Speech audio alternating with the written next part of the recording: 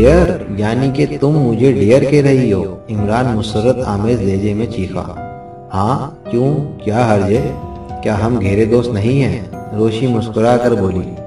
مجھے آج تک کسی عورت نے ڈیئر نہیں کہا، عمران مغمون آواز میں بولا۔ شاداب نگر کے محکمہ سراغ رسانی کے دفتر میں سب انسپکٹر جاوید کی خاصی دھاک بیٹھی ہوئی تھی۔ وہ ایک ذہین اور نوجوان آفیسر تھا۔ تعلق تو اس کا محکمہ سراغ رسانی سے تھا، لیکن اس کے بے تکلف دوست عموماً اسے تھانے دار کہا کرتے تھے۔ وجہ یہ تھی کہ ذہن کے ساتھ ہی ساتھ ڈنڈے کا استعمال کو بڑی اہمیت دیتا تھا۔ اس کا قول تھا کہ آج تک ڈنڈے سے زیادہ خوفناک سراغ رساں اور کوئی پیدا ہی نہیں ہوا۔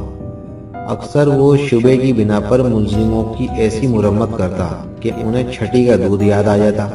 وہ کافی لہیم شہیم آدمی تھا، بہتیرے تو اس کی شکل ہی دیکھ کر اقرار جرم کر لیتے تھے، مگر وہ شاداب نگر کے اس مجرم کی جھلک بھی نہ دیکھ سکا تھا جس نے بندرگاہ کے علاقے میں بسنے والوں کی نیندیں حرام کر رکھی تھیں۔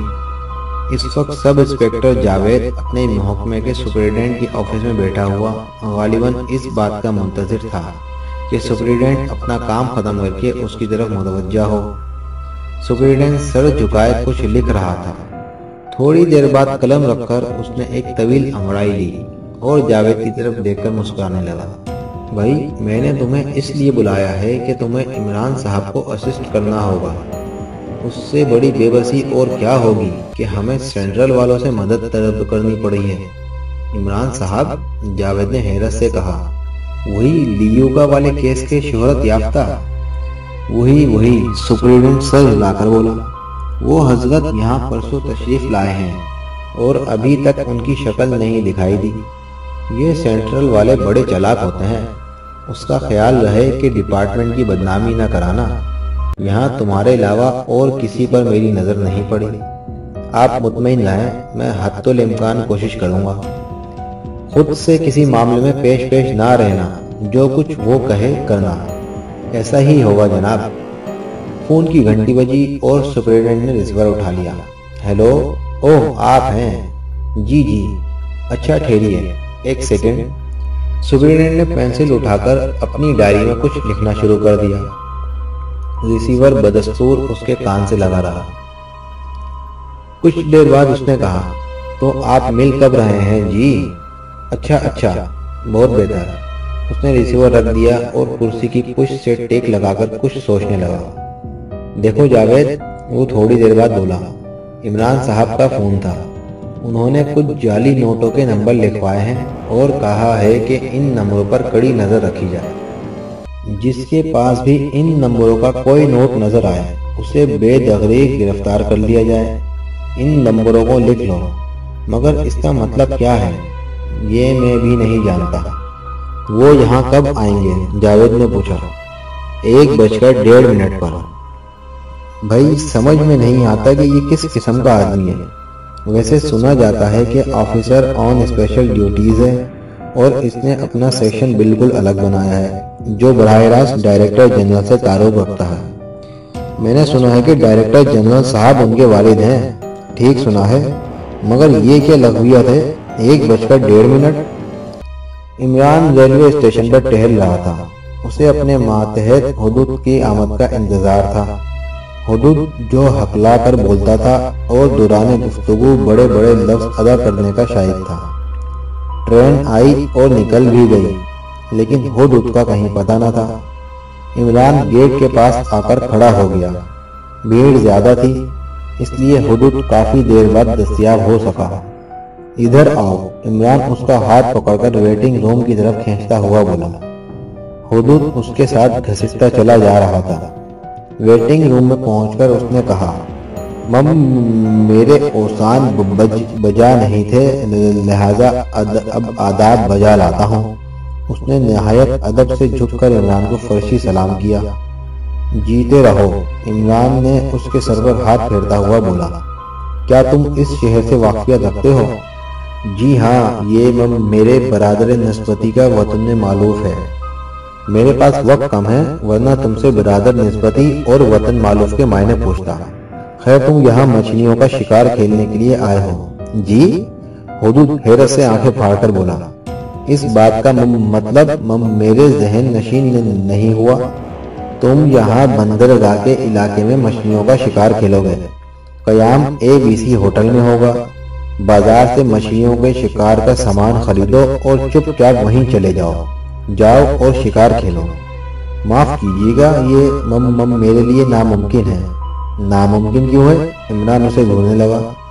والد مرحوم کی وصیت فرماتے تھے، شکار ماہی کار بیکار ان است۔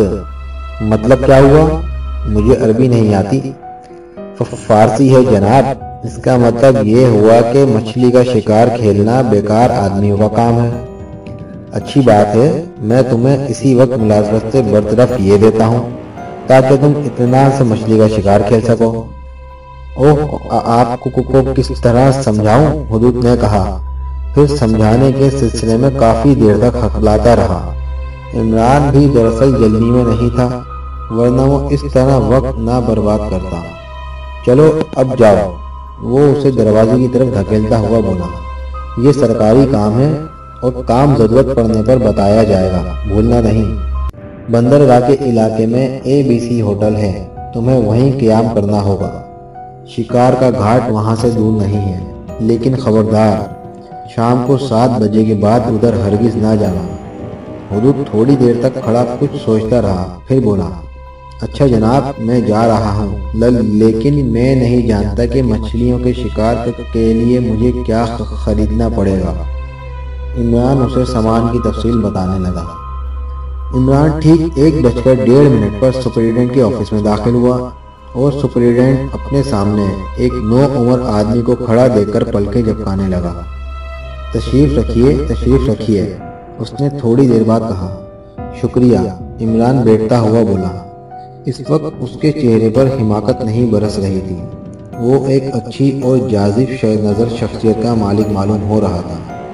بہت انتظار کرایا آپ نے، سپرنٹنڈنٹ نے اس کی طرف سگریٹ کا ڈبہ بڑھاتے ہوئے کہا۔ شکریہ، میں سگریٹ کا عادی نہیں ہوں، عمران نے کہا۔ دیر سے ملاقات کی وجہ یہ ہے کہ میں مشغول تھا، اب تک اپنے طور پر حالات کا جائزہ لیتا رہا ہوں۔ میں پہلے ہی جانتا تھا، سپرنٹنڈنٹ ہنسنے لگا۔ نوٹوں کے متعلق کچھ معلوم ہوا؟ ابھی تک تو کوئی رپورٹ نہیں ملی، لیکن نوٹوں کے متعلق پوچھنا چاہتے ہیں آپ؟ عمران مسکرا کر بولا۔ ہاں، میں اپنی معلومات کے لیے جاننا چاہتا ہوں۔ اس آدمی کے پاس جعلی نوٹوں کے 2 پیکٹ ہیں اور یہ میرے ہی ذریعے سے اس کے پاس پہنچے ہیں۔ آپ کے ذریعے سے؟ سپرنٹنڈنٹ کی آنکھیں حیرت سے پھیل گئیں۔ جی ہاں، میں دیدہ دانستہ کل رات کو اس خطرناک علاقے میں گیا تھا اور میری جیبوں میں جعلی نوٹوں کے پیکٹ تھے۔ ارے تو کیا آج کے اخبار میں آپ ہی کے متعلق خبر تھی؟ غالباً، لیکن یہ ایک خطرناک قدم تھا۔ ہاں، بعض اوقات اس کے بغیر کام بھی تو نہیں چلتا، مگر اس سے ٹکرانے کے بعد اب میں نے اپنا خیال بدل دیا ہے۔ جعلی نوٹ بازار میں نہیں آ سکیں گے، وہ تو بس یوں ہی احتیاطاً میں نے آپ کو اطلاع دے دی تھی۔ وہ بہت چلاک ہے اور اس قسم کے حربے اس پر کام نہیں کر سکتے۔ سپرنٹنڈنٹ خاموشی سے عمران کی صورت دیکھ رہا تھا۔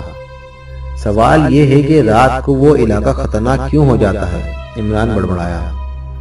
ظاہر ہے کہ سرکاری طور پر وہاں سڑک ہی پر خطرے سے ہوشیار کرنے کے لیے بورڈ لگا دیا ہے، اس لیے عام طور پر وہ راستہ آمد و رفت کے لیے بند ہو گیا ہے، لیکن اس کے باوجود بھی مجھ جیسے بھولے بھٹکے آدمی پر حملہ کیا گیا۔ اس کا مطلب تو یہ ہوا کہ ساری رات وہاں اس آدمی کی حکومت رہتی ہے۔ جی ہاں، قطعی یہی بات ہے اور اسی لیے وہاں خطرے کا بورڈ لگایا گیا ہے۔ لیکن مقصد جناب، آخر اس اجاڑ علاقے میں کیا؟ اگر یہ کہا جائے کہ وہ اجاڑ علاقہ لٹیروں کا اڈا ہے تو یہ سوچنا پڑے گا کہ ABC ہوٹل پر کبھی حملہ کیوں نہیں ہوتا؟ وہاں روزانہ ہزاروں روپے کا جوا ہوتا ہے۔ شبہ تو ہمیں بھی ہے کہ ABC والوں کا اس سے کوئی نہ کوئی تعلق ضرور ہے، لیکن ہم ابھی تک ان کے خلاف کوئی ثبوت نہیں فراہم کر سکے ہیں۔ عمران کچھ نہ بولا۔ اس نے جیب سے چیوئنگ گم کا پیکٹ نکالا اور اس کا کاغذ پھاڑ کر ایک سپرنٹنڈنٹ کو بھی پیش کیا، جو بوکھلاہٹ میں شکریہ کے ساتھ قبول کر لیا گیا۔ لیکن سپرنٹنڈنٹ کے چہرے پر ندامت کی ہلکی سی سرخی دوڑ گئی اور وہ جھینپ کر دوسری طرف دیکھنے لگا۔ اس کے برخلاف عمران بڑے اطمینان سے اسے اپنے دانتوں میں کچل رہا تھا۔ تھوڑی دیر بعد اس نے کہا، اس واقعے کا تذکرہ آپ ہی تک محدود رہے تو بہتر ہے۔ ظاہر ہے، سپرنٹینڈنٹ بولا۔ اس نے چوئنگم کو عمران کی نظر بچا کر میز کی دراز میں ڈال دیا تھا۔ آپ کا قیام کہاں ہے؟ اس نے عمران سے پوچھا۔ کسی ہوٹل میں ٹھہرا ہوا ہوں، عمران نے جواب دیا۔ سپرنٹینڈنٹ نے پھر کچھ اور پوچھنا مناسب نہ سمجھا۔ چند لمحے خاموشی رہی، اس کے بعد سپرنٹینڈنٹ بولا، آپ کو اسسٹ کرنے کے لیے میں نے ایک آدمی منتخب کر دیا ہے، کہیے تو ابھی ملوا دوں؟ نہیں، فی الحال ضرورت نہیں، آپ مجھے نام اور پتہ لکھوا دیجئے۔ پتہ ایسا ہونا چاہیے جہاں اس سے ہر وقت رابطہ قائم کیا جا سکے۔ ویسے میری کوشش یہی رہے گی کہ آپ لوگوں کو زیادہ تکلیف نہ دوں۔ آخری جملہ شاید سپرنٹینڈنٹ کو گراں گزرا تھا۔ اس کے چہرے پر سرخی پھیل گئی، لیکن وہ کچھ بولا نہیں۔ عمران تھوڑی دیر تک غیر ارادی طور پر ٹانگیں ہلاتا رہا، پھر مسافے کے لیے ہاتھ بڑھاتا ہوا بولا، اچھا، بہت بہت شکریہ۔ او اچھا، لیکن اگر آج شام کا کھانا آپ میرے ساتھ کھائیں تو کیا حرج ہے؟ ضرور کھاؤں گا، عمران مسکرا کر بولا، مگر آج نہیں۔ ویسے بھی آپ کے تعاون کی اشد ضرورت ہوگی۔ ہماری طرف سے آپ مطمئن رہیں۔ اچھا، اب اجازت دیجیے۔ عمران کمرے سے نکل گیا اور سپرنٹینڈنٹ بڑی دیر تک خاموش بیٹھا سر ہلاتا رہا۔ پھر اس نے میز کی دراز کھول کر عمران کی دھوئی ہوئی چنگم نکالی اور ادھر ادھر دیکھ کر اسے منہ میں ڈال لیا۔ 7 بجے عمران روشی کے فلیٹ میں پہنچا۔ وہ شاید اسی کا انتظار کر رہی تھی۔ عمران کو دیکھ کر اس نے برا سا منہ بنایا اور جھلائے ہوئے لہجے میں بولی، اب آئے ہیں، صبح کے گئے ہوئے؟ میں نے لنچ پر آپ کا انتظار کیا، شام کو کافی دیر تک چائے لیے بیٹھی رہی۔ میں دوسری روڈ کی ایک بلڈنگ پر تمہارا فلیٹ تلاش کر رہا تھا، عمران نے سر کھجاتے ہوئے جواب دیا۔ دن بھر کہاں رہے؟ اسی مردود کو تلاش کرتا رہا جس سے ابھی 2 پیکٹ وصول کرنے ہیں۔ اپنی زندگی خطرے میں نہ ڈالو، میں تمہیں کس طرح سمجھاؤں؟ میرا خیال ہے کہ وہ ABC ہوٹل میں ضرور آتا ہوگا۔ بکواس نہیں بند کرو گے تم؟ روشی اٹھ کر اسے جھنجھوڑتی ہوئی بولی، تم ہوٹل سے اپنا سامان کیوں نہیں لائے؟ سامان دیکھا جائے گا، چلو کہیں ٹہلنے چلتے ہیں۔ میں نے آج دروازے کے باہر قدم بھی نہیں نکالا، روشی نے کہا۔ کیوں؟ خوف معلوم ہوتا ہے۔ عمران ہنسنے لگا، پھر اس نے کہا، وہ صرف رات کا شہزادہ معلوم ہوتا ہے، دن کا نہیں۔ کچھ بھی ہو مگر۔ روشی کچھ کہتے کہتے رک گئی۔ اس نے پلٹ کر خوف زدہ نظروں سے دروازے کی طرف دیکھا اور آہستہ سے بولی، دروازہ مقفل کر دو۔ او ہو، بڑی ڈرپوک ہو تم۔ عمران پھر ہنسنے لگا۔ تم بند تو کر دو، پھر میں تمہیں ایک خاص بات بتاؤں گی۔ عمران نے دروازہ بند کر کے چٹخنی چڑھا دی۔ روشی نے اسے ایک لفافہ نکال کر دیا اور عمران کی طرف بڑھاتی ہوئی بولی، آج 3 بجے ایک لڑکا لایا تھا، پھر لفافہ چاک کرنے سے قبل ہی وہ بھاگ گیا۔ عمران نے لفافے سے خط نکال لیا، انگریزی کے ٹائپ میں تحریر تھا، روشی، تم مجھے نہ جانتی ہوگی، لیکن میں تم سے اچھی طرح واقف ہوں۔ اگر تم اپنی خیریت چاہتی ہو تو مجھے اس کے متعلق سب کچھ بتا دو، جو پچھلی رات تمہارے ساتھ تھا۔ وہ کون ہے، کہاں سے آیا ہے، کیوں آیا ہے؟ تم یہ سب کچھ مجھے فون پر بتا سکتی ہو۔ میرا فون نمبر 60 ہے، میں تمہیں معاف کر دوں گا۔ ٹیرر۔ بہت خوب، عمران سر ہلا کر بولا، فون پر گفتگو کرے گا؟ مگر سنو تو، میں نے ساری ٹیلی فون ڈائریکٹری چھان ماری ہے، مگر مجھے نمبر کہیں نہیں ملا۔ تمہارے پاس ہے ڈائریکٹری؟ عمران نے پوچھا۔ نہیں، پڑوس میں ہے اور فون بھی ہے۔ ذرا لاؤ تو ڈائریکٹری، عمران نے کہا۔ تم بھی ساتھ چلو۔ اوہ چلو۔ وہ دونوں دروازہ کھول کر باہر نکلے۔ روشی برابر والے فلیٹ میں چلی گئی اور عمران باہر اس کا انتظار کرتا رہا۔ شاید 5 منٹ بعد روشی واپس آ گئی۔ واپسی پر پھر روشی نے بہت احتیاط سے دروازہ بند کیا۔ ڈائریکٹری میں 60 کی تلاش شروع ہو گئی۔ یہ نمبر کہیں نہ ملا۔ مجھے تو یہ بکواس ہی معلوم ہوتی ہے، روشی نے کہا۔ ہو سکتا ہے کہ یہ خط کسی اور نے مجھے خوف زدہ کرنے کے لیے بھیجا ہو، مگر ان واقعات سے اور کون واقف ہے؟ کیوں؟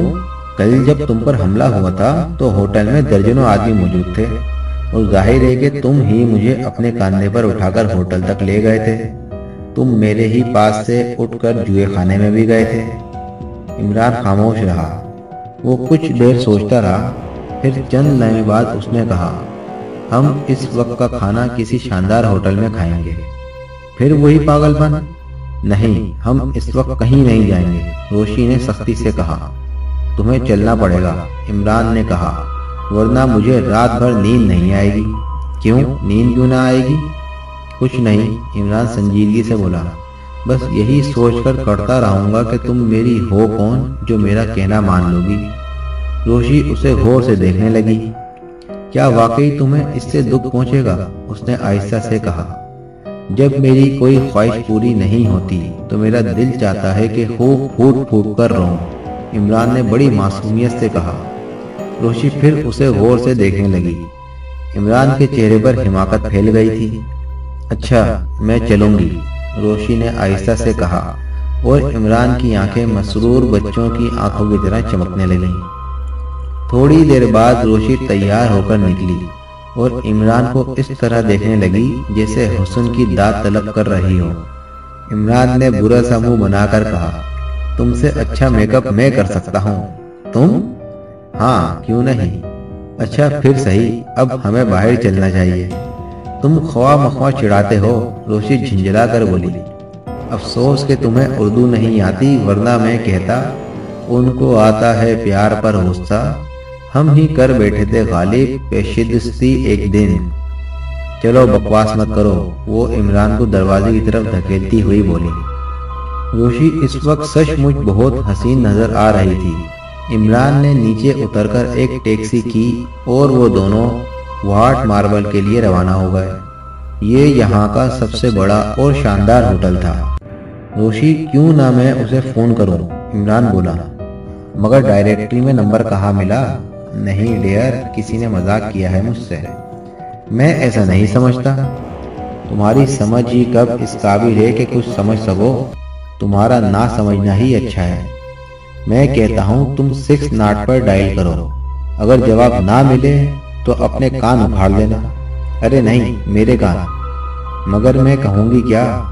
سنو، راستے میں کسی پبلک بوتھ سے فون کریں گے، تم کہنا کہ وہ ایک پاگل رئیس زیادہ ہے، کہیں باہر سے آیا ہے، لیکن آج ایک مشکل میں پھنس گیا تھا، رشوت دے کر بڑی دشواریوں سے جان چھڑائی، اس کے پاس غلطی سے کچھ جعلی نوٹ آ گئے ہیں جنہیں استعمال کرتا ہوا آج پکڑا گیا تھا۔ جعلی نوٹ؟ روشی نے گھبرا کر کہا۔ ہاں روشی، یہ درست ہے، عمران نے دردناک لہجے میں کہا۔ آج میں بال بال بچا، ورنہ جیل میں ہوتا۔ میرے نوٹوں میں کچھ جعلی نوٹ مل گئے ہیں، میں نہیں جانتا کہ وہ کہاں سے آئے ہیں، لیکن وہ انہی پیکٹوں سے تعلق نہ رکھتے ہوں جو تم نے اس سے پچھلی رات چھینے تھے۔ پتہ نہیں، عمران مایوسانہ انداز میں سر ہلا کر بولا۔ مجھ سے یہ حماقت ہوئی کہ میں نے ان نوٹوں کو دوسرے نوٹوں میں ملا دیا ہے۔ تم مجھے سچ کیوں نہیں بتاتے کہ تم کون ہو؟ روشی بھننا کر بولی۔ میں نے سب کچھ بتا دیا ہے روشی۔ یعنی تم واقعی احمق ہو؟ تم بات بات پر میری توہین کرتی ہو۔ عمران بگڑ گیا۔ ارے نہیں نہیں، روشی اس کے سر پر ہاتھ پھیرتی ہوئی بولی۔ اچھا، جعلی نوٹوں کا کیا معاملہ ہے؟ میں تو کہتا ہوں کہ یہ اسی لڑکی کی حرکت ہے جو مجھے ریلوے اسٹیشن کے ویٹنگ روم میں ملی تھی۔ اس نے اصلی نوٹوں کے پیکٹ غائب کر کے جعلی نوٹ رکھ دیے اور پھر مجھے ABC ہوٹل میں آنے کی دعوت دی۔ میرا دعویٰ ہے کہ وہ اسی نامعلوم آدمی کی ایجنٹ تھی، اور اب میں یہ سوچ رہا ہوں کہ پچھلی رات میں نے جو پیکٹ چھینے ہیں وہ دراصل میں نے چھینے نہیں، بلکہ وہ خود ہی میرے حوالے کر گیا ہے۔ جانتی ہو اس کا کیا مطلب ہے؟ یعنی جو پیکٹ اب بھی اس کے پاس ہیں وہ اصلی نوٹوں کے ہیں، یعنی وہ پھر مجھ سے اصلی ہی نوٹ لے گیا ہے اور جعلی میرے سر پر ڈھک گیا۔ اچھا، وہ نوٹ جو تم جوئے میں ہارے تھے، روشی نے کہا۔ ان کے بارے میں بھی کچھ نہیں کہہ سکتا، ہو سکتا ہے کہ جعلی ہوں یا ان میں بھی ایک آدھ پیکٹ اصلی نوٹوں کا چلا گیا ہو۔ اب تو اصلی اور نقلی مل جل کر رہ گئے ہیں۔ میری ہمت نہیں پڑتی کہ ان میں سے کسی نوٹ کو ہاتھ لگاؤں۔ مگر اس لڑکی نے تمہارے نوٹ کس طرح اڑائے ہوں گے؟ اوہ، عمران کی آواز پھر دردناک ہو گئی۔ میں بڑا بد نصیب آدمی ہوں، بلکہ اب مجھے یقین آ گیا ہے کہ احمق بھی ہوں۔ تم ٹھیک کہتی ہو۔ ہاں تو کل صبح سردی زیادہ تھی نا؟ میں نے السر پہن رکھا تھا اور 15-20 پیکٹ اس کی جیبوں میں ٹھونس رکھے تھے۔ تم احمق سے بھی کچھ زیادہ معلوم ہوتے ہو، روشی جھلا کر بولی۔ نہیں، سنو تو، میں نے اپنی دانش میں بڑی عقل مندی کی تھی۔ ایک بار کا ذکر ہے، میرے چچا سفر کر رہے تھے۔ ان کے پاس 15,000 روپے تھے جو انہوں نے سوٹ کیس میں رکھ چھوڑے تھے۔ سوٹ کیس راستے میں کہیں غائب ہو گیا۔ تب سے میرا یہ معمول ہے کہ ہمیشہ سفر میں ساری رقم اپنے پاس ہی رکھتا ہوں۔ پہلے کبھی ایسا دھوکہ نہیں کھایا، یہ پہلی چوٹ ہے۔ لیکن آخر اس لڑکی نے تم پر کس طرح ہاتھ صاف کیا تھا؟ یہ مت پوچھو، میں بالکل الو ہوں۔ میں جانتی ہوں کہ تم الو ہو، مگر میں ضرور پوچھوں گی۔ ارے اس نے مجھے الو بنایا تھا۔ کہنے لگی، تمہاری شکل میرے دوست سے بہت ملتی ہے جو پچھلے سال ایک حادثے کا شکار ہو کر مر گیا، اور میں اسے بہت چاہتی تھی۔ بس 15 منٹ میں بے تکلف ہو گئی۔ میں کچھ مزمل سا تھا۔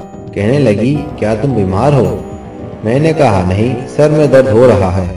بولی، لاؤ چمپی کر دوں۔ چمپی سمجھتی ہو؟ نہیں، میں نہیں جانتی، روشی نے کہا۔ عمران اس کے سر پر چمپی کرنے لگا۔ ہٹو، میرے بال بگاڑ رہے ہو، روشی اس کا ہاتھ جھٹک کر بولی۔ ہاں تو وہ چمپی کرتا رہی اور میں ویٹنگ روم کی آرام کرسی پر سو گیا۔ پھر شاید آدھے گھنٹے بعد آنکھ کھلی، وہ برابر چمپی کیے جا رہی تھی۔ سچ کہتا ہوں، وہ اس وقت مجھے بہت اچھی لگ رہی تھی اور میرا دل چاہ رہا تھا کہ وہ اسی طرح ساری زندگی چمپی کیے جائے۔ ہائے! پھر ABC ہوٹل میں ملنے کا وعدہ کر کے مجھ سے ہمیشہ کے لیے جدا ہو گئی۔ عمران کی آواز تھرا گئی۔ ایسا معلوم ہو رہا تھا جیسے وہ اب رو دے گا۔ ہائے بدھو، تم اس کے لیے رو رہے ہو جس نے تمہیں لوٹ لیا؟ روشی ہنس پڑی۔ ہائے، میں رو رہا ہوں؟ عمران اپنے دونوں گالوں پر تھپڑ مارتا ہوا بولا۔ نہیں، میں غصے میں ہوں، جہاں بھی ملی اس کا گلا گھونٹ دوں گا۔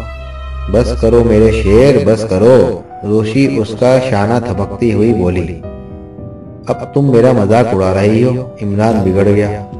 نہیں، مجھے تم سے ہمدردی ہے، لیکن یہ سوچ رہی ہوں کہ اگر جوئے میں بھی تم جعلی نوٹ ہارے ہو تو اب وہاں گزارا نہیں ہوگا۔ کچھ تعجب نہیں کہ مجھے اس کے لیے بھی بھگتنا پڑے۔ نہیں، تم پرواہ نہ کرو، تمہارا کوئی بال بھی بھیگا نہیں کر سکتا۔ میں لاکھوں روپے خرچ کر دوں گا۔ روشی کچھ نہ بولی، وہ کچھ سوچ رہی تھی۔ میرا خیال ہے کہ یہاں ایک ٹیلی فون بوتھ ہے، عمران نے کہا اور ڈرائیور سے بولا، گاڑی روک دو۔ ٹیکسی رک گئی۔ روشی اور عمران نیچے اتر گئے۔ بوتھ خالی تھا۔ روشی نے ایک بار پھر عمران سے پوچھا کہ اسے کیا کہنا ہے۔ عمران نے اس سلسلے میں کچھ دیر قبل کہے ہوئے جملے دہرائے۔ روشی فون میں سکہ ڈال کر نمبر ڈائل کرنے لگی اور پھر عمران نے اس کے چہرے پر حیرت کے آثار دیکھے۔ وہ ایک ہی سانس میں سب کچھ دہرا گئی جو عمران نے بتایا تھا، پھر خاموش ہو کر شاید دوسری طرف سے بولنے والے کی بات سننے لگی۔ دیکھیے، اس نے تھوڑی دیر بعد ماؤس پیس میں کہا، مجھے جو کچھ بھی معلوم تھا میں نے بتا دیا، اس سے زیادہ میں کچھ بھی نہیں جانتی۔ ویسے مجھے بھی اس کے متعلق تشویش ہے کہ اس کی اصلیت کیا ہے۔ بظاہر بیوقوف اور پاگل معلوم ہوتا ہے۔ آیا کہاں سے ہے؟ دوسری طرف سے آواز آئی۔ وہ کہتا ہے کہ دلاور پور سے آیا ہے۔ کیا وہ اس وقت تمہارے پاس موجود ہے؟ نہیں، باہر ٹیکسی میں ہے۔ میں ایک پبلک بوتھ سے بول رہی ہوں۔ اس سے بہانہ کر کے آئی ہوں کہ ایک سہیلی تک ایک پیغام پہنچانا ہے۔ کل رات سے قبل بھی اس سے کبھی ملاقات ہوئی تھی؟ نہیں، کبھی نہیں، روشی نے جواب دیا۔ کیا اسے میرا خط دکھایا تھا؟ نہیں۔ کیا دکھا دوں؟ روشی نے پوچھا۔ لیکن اس کا کوئی جواب نہ ملا۔ دوسری طرف سے سلسلہ منقطع کر دیا گیا تھا۔ روشی نے ریسیور رکھ دیا۔ عمران نے فوراً ہی انکوائری کے نمبر ڈائل کیے۔ Hello enquiry. ہیلو، دوسری طرف سے آواز آئی۔ ابھی پبلک بوتھ نمبر 46 سے کسی کے نمبر ڈائل کیے گئے تھے، میں اس کا پتہ چاہتا ہوں۔ آپ کون ہیں؟ میں ڈی ایس پی سٹی ہوں، عمران نے کہا۔ اوہ، شاید آپ کو غلط فہمی ہوئی ہے، دوسری طرف سے آواز آئی۔ 46ویں بوتھ سے تقریباً آدھے گھنٹے سے کوئی کال نہیں ہوئی۔ اچھا، شکریہ۔ عمران نے ریسیور رکھ دیا اور وہ دونوں باہر نکل آئے۔ تم ڈی ایس پی سٹی ہو؟ روشی ہنسنے لگی۔ اگر یہ نہ کہتا تو وہ ہرگز کچھ نہ بتاتا، عمران نے کہا۔ لیکن اس نے بتایا کیا؟ یہی کہ 46ویں بوتھ سے پچھلے آدھے گھنٹے سے کوئی کال نہیں ہوئی۔ مگر روشی، تم نے کمال کر دیا، جو کچھ میں کہتا ہوں وہی تم نے بھی کیا۔ تم کیا جانو کہ اس نے کیا کہا تھا؟ تمہارے جوابات سے میں نے سوالوں کی نوعیت معلوم کر لی تھی۔ تم تو صرف عورتوں کے معاملے میں بیوقوف معلوم ہوتے ہو۔ تم خود بیوقوف، عمران بگڑ کر بولا۔ چلو چلو، وہ اسے ٹیکسی کی طرف دھکیلتی ہوئی بولی۔ عمران نے بھی بکواس کو زیادہ تول نہیں دیا، وہ بہت کچھ سوچنا چاہتا تھا۔ اس کی آواز بھی عجیب تھی۔ روشی نے کہا، ایسا معلوم ہو رہا تھا جیسے کوئی بھوکا بھیڑیا گھرا رہا ہو، مگر یہ کیسے ممکن ہے؟ ایکسچینج کو اس کی اطلاع تک نہ ہوئی؟ اوہ، مارو گولی، ہمیں کرنا ہی کیا ہے؟ عمران نے گردن جھٹک کر کہا۔ مجھے تو اب اس لڑکی کی تلاش ہے جس نے میرے نوٹوں پہ گھپلہ کیا تھا۔ نہیں عمران، روشی بولی، یہ عجیب و غریب اطلاع پولیس کے لیے کافی دلچسپ ثابت ہوگی۔ کون سی اطلاع؟ یہی کہ 6 ناٹ کو رنگ کیا جاتا ہے، باقاعدہ کال ہوتی ہے اور ٹیلی فون ایکسچینج کو اس کی خبر تک نہیں ہوتی۔ اے روشی، خبردار خبردار، کسی سے اس کا تذکرہ مت کرنا۔ کیا تم سچ مچ اپنی گردن دبانا چاہتی ہو؟ اگر پولیس تک یہ خبر گئی تو سمجھ لو کہ میں اور تم دونوں ختم کر دیے جائیں گے۔ وہ کوئی معمولی چور یا اچکا نہیں معلوم ہوتا۔ ہاں، میں نے سینکڑوں جاسوسی ناول پڑھے ہیں۔ ایک ناول میں نے پڑھا تھا کہ ایک بہت بڑے مجرم نے اپنا ذاتی ٹیلی فون ایکسچینج قائم کر رکھا تھا اور سرکاری ایکسچینج کو اس کی ہوا بھی نہیں لگی تھی۔ تو اب تم اس سے ڈرنے لگ گئے ہو؟ ڈر نہیں رہا، مگر میں کیا بتاؤں، میں نے جاسوسی ناول میں پڑھا تھا کہ وہ آدمی ہر جگہ موجود رہتا تھا، جہاں نام لو وہیں دھرا ہوا ہے۔ خدا کی پناہ۔ عمران اپنا منہ پیٹنے لگا اور روشی ہنسنے لگی اور کافی دیر تک ہنستی رہی، پھر اچانک چونک کر سیدھی بیٹھ گئی۔ وہ حیرت سے چاروں طرف دیکھ رہی تھی۔ تم ہوش میں ہو یا نہیں؟ اس نے عمران کی طرف جھک کر آہستہ سے کہا۔ ہم شہر میں نہیں ہیں۔ عمران آنکھیں پھاڑ پھاڑ کر چاروں طرف دیکھنے لگا۔ کار حقیقتاً ایک تاریک سڑک پر دوڑ رہی تھی اور دونوں طرف دور تک کھیتوں اور میدانوں کے سلسلے بکھرے ہوئے تھے۔ پیارے ڈرائیور، گاڑی روک دو، عمران نے ڈرائیور سے کہا، لیکن دوسرے ہی لمحے میں اسے اپنی پشت پر شیشے ٹوٹنے کا چھناکا سنائی دیا اور ساتھ ہی کوئی ٹھنڈی سی چیز اس کی گردن سے چپک کر رہ گئی۔ خبردار، چپ چاپ بیٹھے رہو، اس نے اپنے کان کے قریب ہی کسی کو کہتے سنا۔ تمہاری گردن میں سوراخ ہو جائے گا، اور لڑکی تم دوسری طرف کھسک جاؤ۔ ٹیکسی پرانے ماڈل کی تھی اور اس کی اسٹیمنی اوپر کی طرف سے کھلتی تھی۔ غالباً شروع ہی سے یہ آدمی اسٹیمنی میں چھپا ہوا تھا۔ جنگل میں پہنچ کر اس نے اسٹیپنی کھولی اور کار کا پچھلا شیشہ توڑ کر ریوالور عمران کی گردن پر رکھ دیا۔ روشی خوف زدہ نظروں سے اس چوڑے چکلے ہاتھ کو دیکھ رہی تھی جس میں ریوالور دبا ہوا تھا۔ عمران نے جنبش تک نہ کی، وہ کسی پتھر کے بت کی طرح بے حس و حرکت نظر آ رہا تھا، حتیٰ کہ اس کی پلکیں تک نہیں جھپک رہی تھی۔ کار بدستور فراٹے بھر رہی تھی، روشی پر گھسی سی طاری ہو رہی تھی۔ اسے ایسا محسوس ہو رہا تھا جیسے کار کا رخ تحت الشرع کی طرف ہو۔ اس کی آنکھیں بند ہوتی جا رہی تھیں۔ اچانک اس نے ایک چیخ سنی، بالکل اپنے کان کے قریب، اور بھوکلا کر آنکھیں کھول دی۔ عمران کار کے عقبی شیشے کے ٹوٹنے سے پیدا ہونے والے خلا سے اندھیرے میں گھور رہا تھا اور ریوالور اس کے ہاتھ میں تھا۔ ڈرائیور، گاڑی روکو، عمران نے ریوالور اس کی طرف کر کے کہا۔ ड्राइवर ने पलट कर देखा तक नहीं। मैं तुमसे कह रहा हूँ। उसने इस बार रिवॉल्वर का दस्ता ड्राइवर के सर पर रसीद कर दिया। ड्राइवर एक गंदी सी गाली देकर पलटा, लेकिन रिवॉल्वर का रुख अपनी तरफ देखकर दम खुद रह गया। गाड़ी रोक दो प्यारे। इमरान उसे चमकार कर बोला, तुम्हारे साथी की रीढ़ की हड्डी जरूर टूट गई होगी, क्योंकि कार की रफ्तार बहुत तेज थी। कार रुक गई। शाबाश, इमरान आहिस्ता से बोला। अब तुम्हें भैरवी सुनाऊं या दुर्गुत, या जो कुछ भी उसे कहते हैं। धुरपुत कहते हैं शायद, लेकिन पढ़े लिखे लोग अमूमन दुरुपद कहते हैं। ड्राइवर कुछ ना बोला। वो अपने खुश्क होंठों पर जबान फेर रहा था। रोशी, इसके गले से टाई खोल लो, इमरान ने रोशी से कहा। थोड़ी देर बाद कार शहर की तरफ वापस जा रही थी। रोशी और इमरान अगली सीट पर थे। इमरान कार ड्राइव कर रहा था। पिछली सीट पर ड्राइवर बेबस पड़ा हुआ था। उसके दोनों हाथ पुश पर उसी की टाई से बांध दिए गए थे और पैरों को जकड़ने के लिए इमरान ने अपनी पेटी इस्तेमाल की थी और उसके मुंह में 2 अदद रुमाल हलक तक ठोंस दिए गए थे। सीट के नीचे एक लाश थी जिसका चेहरा भरता हो गया था। खिड़कियों के शीशों पर स्याह पर्दे खींच दिए गए थे। रोशी इस तरह खामोश थी जैसे उसकी अपनी जिंदगी भी खतरे में हो। वो काफी देर से कुछ बोलने की कोशिश कर रही थी, मगर अभी तक उसे कामयाबी नहीं नसीब हुई थी। लेकिन कब तक? कार में लाश पड़ी हुई लाश से उसे पागलों की तरह चीखने पर मजबूर कर रही थी। मेरा ख्याल है कि अब तुम सीधे कोतवाली चलो, रोशी ने कहा। अरे बाप रे, इमरान खौफजदा आवाज में बड़बड़ाया। नहीं, तुम्हें चलना पड़ेगा। कुछ नहीं, कोई खास बात नहीं। हम जो कुछ भी बयान देंगे वो गलत नहीं होगा। तुमने अपनी जान बचाने के लिए उसे नीचे गिराया था। वो तो सब ठीक है, मगर पुलिस का चक्कर नहीं, ये मेरे बस का रोग नहीं। फिर लाश का क्या होगा? तुमने उसे वहां से क्यों उठाया? ड्राइवर को भी वहीं छोड़ आते। कार को हम शहर से बाहर ही छोड़कर पैदल चले आते थे। इस वक्त क्यों नहीं दिया था वो मशवरा? इमरान गुस्सैली आवाज में बोला। अब क्या हो सकता है?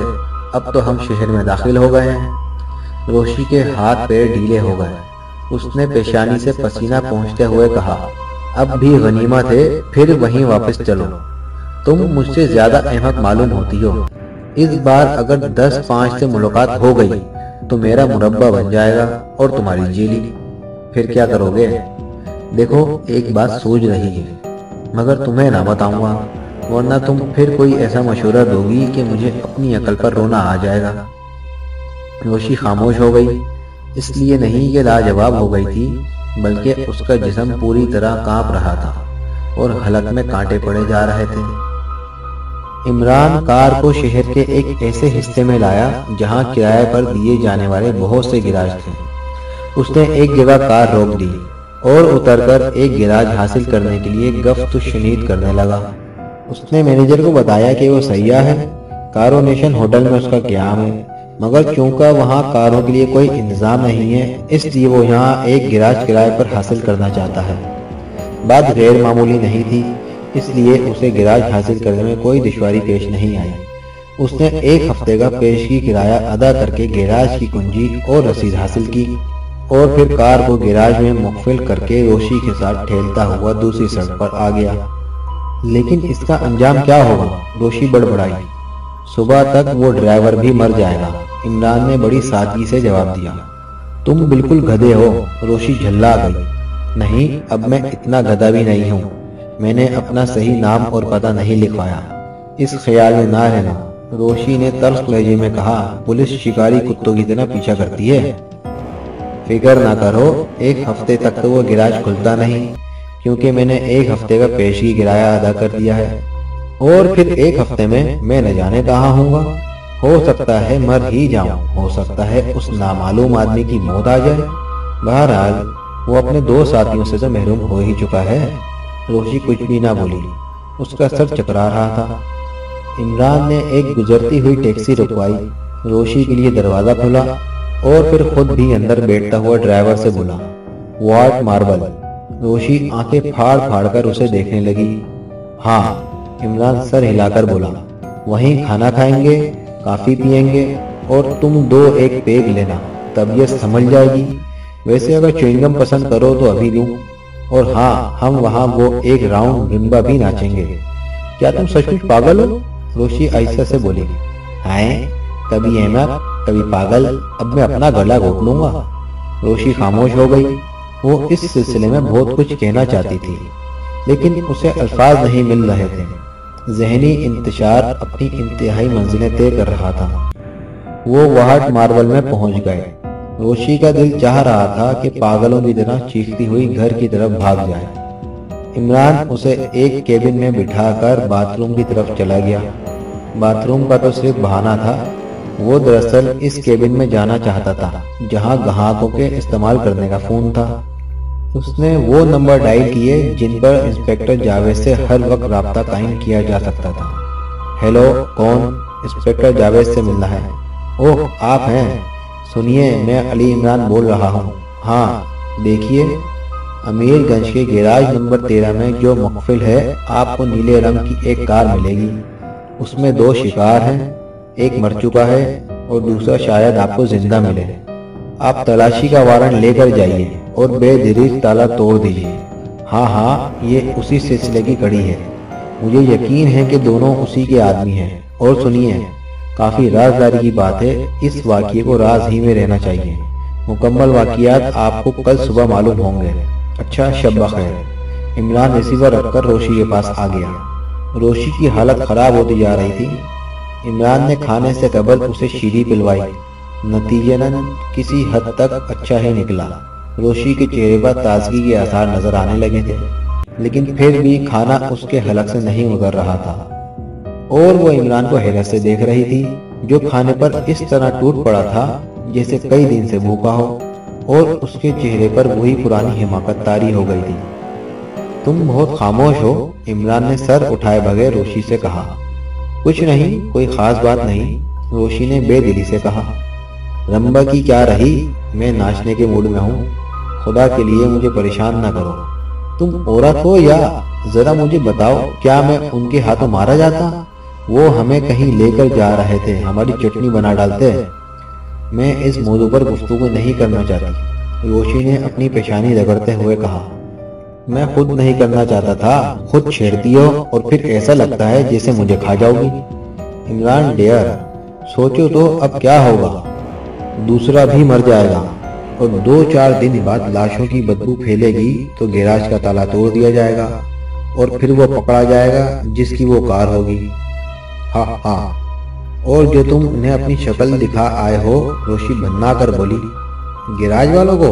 عمران نے پوچھا، اور روشی نے اس بات میں سر ہلا دیا۔ مگر وہ لوگ تمہاری شکل نہیں دیکھ سکے تھے، تم محفوظ رہو گی۔ میں تمہارے لیے کہہ رہی ہوں، روشی جھوٹ پڑی۔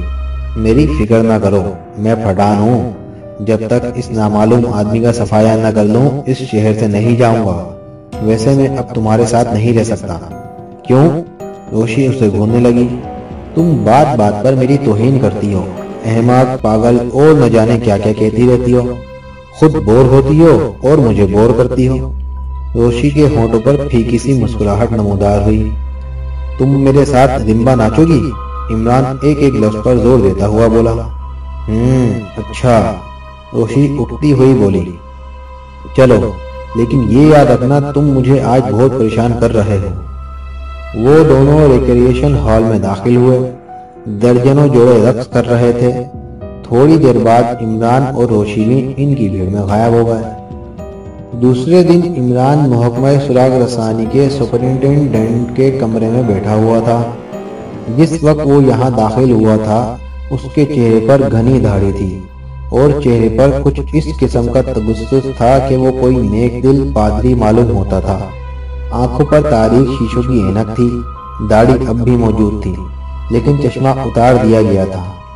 سپرنٹینڈنٹ وہ رپورٹ پڑھ رہا تھا جو عمران نے پچھلی رات کے واقعات کے متعلق مرتب کی تھی۔ مگر جناب، سپرنٹینڈنٹ نے تھوڑی دیر بعد کہا، وہ کار چوری کی ہے۔ اس کی چوری کی رپورٹ 1 ہفتے قبل کوتوالی میں درج کرائی گئی تھی۔ ٹھیک ہے، عمران سر ہلا کر بولا، اس قسم کی مہموں میں ایسی ہی کاریں استعمال کی جاتی ہیں۔ میرا خیال ہے کہ یہاں آئے دن کاریں چرائی جاتی ہوں گی۔ آپ کا خیال درست ہے، لیکن وہ کہیں نہ کہیں مل بھی جاتی ہیں۔ لیکن ایسی کسی کار کے ساتھ کسی آدمی کا بھی پکڑا جانا پہلا واقعہ ہے۔ ڈرائیور سے آپ نے کیا معلوم کیا؟ عمران نے پوچھا۔ کچھ بھی نہیں، وہ کہتا ہے کہ کل شام ہی کو اس کو خدمات کے لیے حاصل کیا گیا تھا۔ وہ دراصل ایک ٹیکسی ڈرائیور ہے اور اسے صرف 3 گھنٹے کام کرنے کی اجرت 300 روپے پیشگی دے دی گئی تھی۔ تو اس کا یہ مطلب ہے کہ جس سے کچھ معلوم ہونے کی توقع کی جا سکتی ہے وہ ختم ہی ہو گیا۔ خیر، یہ تو معلوم کیا ہی جا سکتا ہے کہ مرنے والا کون تھا، کہاں رہتا تھا، کن حلقوں سے اس کا تعلق تھا۔ جاوید اس کے لیے کام کر رہا ہے اور مجھے توقع ہے کہ وہ کامیاب ہوگا۔ ٹھیک، اچھا کیا آپ اس بات سے واقف ہیں؟ مگر نہیں۔ خیر، میں ابھی کیا کہہ رہا تھا؟ عمران خاموش ہو کر اپنی پیشانی پر انگلی مارنے لگا۔ وہ دراصل سپرنٹینڈنٹ سے فون نمبر 60 کے متعلق گفتگو کرنے جا رہا تھا، لیکن پھر کچھ سوچ کر رک گیا۔ کیا آپ کوئی خاص بات کہنے والے تھے؟ سپرنٹینڈنٹ نے پوچھا۔ وہ بھی بھول گیا، عمران نے سنجیدگی سے کہا۔ پھر اس کے چہرے پر نہ جانے کہاں کا غم ٹوٹ پڑا اور وہ ٹھنڈی سانس لے کر دردناک لہجے میں بولا، میں نہیں جانتا کہ یہ کوئی مرض ہے یا ذہنی کمزوری۔ اچانک اس طرح ذہنی روح بہکتی ہے کہ میں وقتی طور پر سب کچھ بھول جاتا ہوں۔ ہو سکتا ہے کہ تھوڑی دیر بعد وہ بات یاد ہی آ جائے جو میں آپ سے کہنا چاہتا تھا۔ سپرنٹینڈنٹ اسے ٹٹولنے والی نظروں سے دیکھنے لگا، لیکن عمران کے چہرے سے اس کی دلی کیفیت کا اندازہ کر لینا آسان کام نہیں تھا۔ پھر اس کیس کے متعلق دونوں میں کافی دیر تک مختلف قسم کی باتیں ہوتی رہیں۔ سپرنٹینڈنٹ نے اسے بتایا کہ ABC ہوٹل کے 3 آدمی جعلی نوٹوں سمیت پکڑے گئے ہیں۔ عمران نے نوٹوں کے نمبر طلب کیے۔ سپرنٹینڈنٹ نے دراز سے لسٹ نکال کر اس کی طرف بڑھا دی۔ نہیں، عمران سر ہلا کر بولا، اس میں صرف وہی نمبر ہیں جو میں ہوٹل میں ہارا تھا۔ ایک بھی ایسا نمبر نظر نہیں آتا جو اس آدمی والے پیکٹوں سے تعلق رکھتا ہو۔ تب تو ہمیں تسلیم کرنا پڑے گا کہ ABC والوں کا اس سے کوئی تعلق نہیں۔ ظاہر ہے کہ اگر وہ ہوشیار ہو گیا ہوتا تو ABC والوں کو بھی نوٹوں کے استعمال سے روک دینا چاہیے تھا۔ نہیں، اس کے بارے میں تو کچھ ہی نہیں کہا جا سکتا، عمران نے کہا۔ ہو سکتا ہے کہ تعلق ظاہر نہ کرنے ہی کے لیے اس نے دیدہ دانستہ ان آدمیوں کو پولیس کے چنگل میں دے دیا ہو۔ جی ہاں، یہ بھی ممکن ہے، سپرنٹینڈنٹ سر ہلانے لگا۔ فی الحال ہمیں ABC والوں کو نظر انداز کر دینا چاہیے، عمران نے کہا۔ لیکن اب آپ کیا کریں گے؟ سپرنٹینڈنٹ نے پوچھا۔ بتانا بہت مشکل ہے، میں پہلے سے کوئی طریقہ کار متعین نہیں کرتا، بس وقت پر جو سوچ جائے۔ پچھلی رات کے واقعات کا رد عمل کیا ہوتا ہے اب اس کا منتظر ہوں۔ پھر عمران زیادہ دیر تک وہاں نہیں بیٹھا، کیونکہ ایک نیا خیال اس کے ذہن میں سر ابھار رہا تھا۔ وہ وہاں سے نکل کر ایک طرف چلنے لگا، لیکن ساتھ ہی ساتھ اس کا بھی اندازہ کرتا جا رہا تھا کہ کہیں کوئی اس کا تعاقب تو نہیں کر رہا۔ اس نے آج بھی سپرنٹینڈنٹ سے روشی کا تذکرہ نہیں کیا تھا، وہ اسے پس منظر میں ہی رکھنا چاہتا تھا۔ کچھ دور چل کر وہ ایک ٹیلی فون بوتھ کے سامنے رک گیا۔ اس نے مڑ کر دیکھا، دور دور تک کسی کا پتہ نہیں تھا۔ سڑک زیادہ چلتی ہوئی نہیں تھی، کبھی کبھار ایک آدھ کار گزر جاتی تھی یا کوئی راہگیر چلتا ہوا نظر آ جاتا تھا۔ عمران بوتھ کا دروازہ کھول کر اندر چلا گیا اور پھر اسے اندر سے بولڈ کرنے کے بعد سوراخ میں سکہ ڈالا۔ دوسرے لمحے میں 60 کو ڈائل کر رہا تھا۔ ہیلو، دوسری طرف سے ایک بھاری آواز آئی۔ میں روشی بول رہی ہوں، عمران نے ماؤتھ پیس میں کہا۔ اگر اس وقت روشی یہاں موجود ہوتی تو اسے عمران کی آواز سن کر غش ضرور آ جاتا۔ روشی؟ ہاں، میں بہت پریشان ہوں۔ کیوں؟ اس نے پچھلی رات ایک آدمی کو مار ڈالا ہے، وہ ہماری کار کی اسٹیپنی میں چھپ گیا تھا۔ پھر ایک جگہ اس نے پچھلا شیشہ توڑ کر ہمیں ریوالور دکھایا۔ میں نہیں کہہ سکتی کہ اسے اس نے کس طرح نیچے گرا دیا۔ عمران نے پورا واقعہ دہراتے ہوئے کہا۔ میں بہت پریشان تھی، میں نے اس سے کہا کہ پولیس کو اطلاع کر دے، مگر اس نے انکار کر دیا۔ میری سمجھ میں نہیں آ رہا تھا کہ کیا کروں۔ بہرحال میں نے گھبراہٹ میں پولیس کو فون کر دیا کہ فلاں نمبر کے گراج میں ایک لاش ہے، لیکن میں نے یہ نہیں بتایا کہ میں کون ہوں۔